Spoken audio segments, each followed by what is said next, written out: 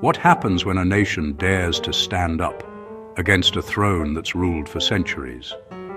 When ordinary people shout three words, "No king," and shake the foundations of power itself?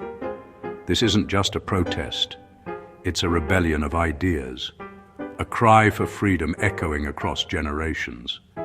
This is the story of the No King movement and how it almost changed the fate of a nation.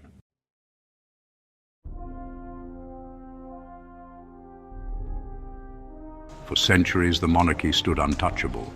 Gold crowns, royal decrees, and portraits that demanded respect.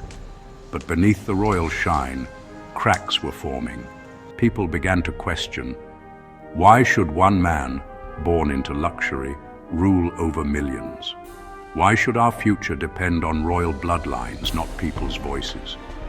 It started quietly, in classrooms, online posts, whispers in tea shops. But whispers can turn into storms, and that storm had a name: No King.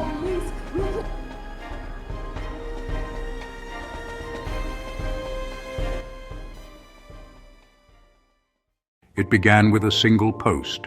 A student wrote, "We need leaders, not kings." Within hours, it spread like wildfire.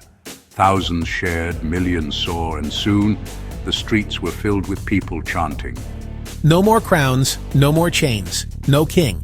The government called it chaos. The palace called it betrayal. But the people called it freedom.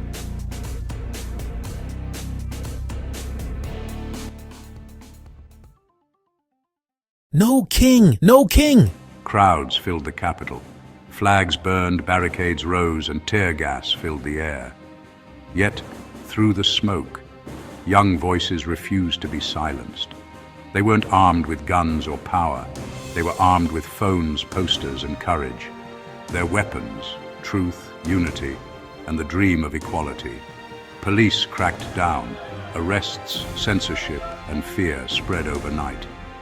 But when fear meets purpose, history is written.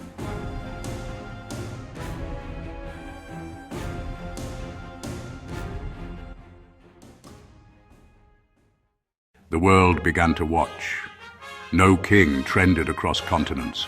Artists, activists, and students everywhere began to rise.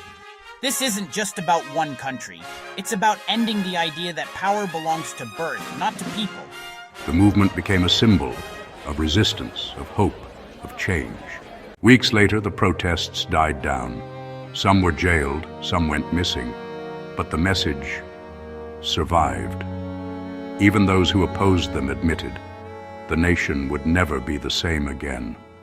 The throne still stands, but its shine is duller, its silence louder, because the people have tasted the power of their own voice.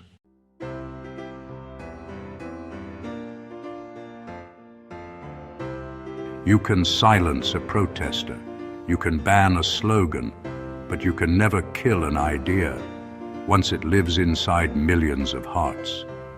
This isn't the end, it's the beginning of a new kind of revolution.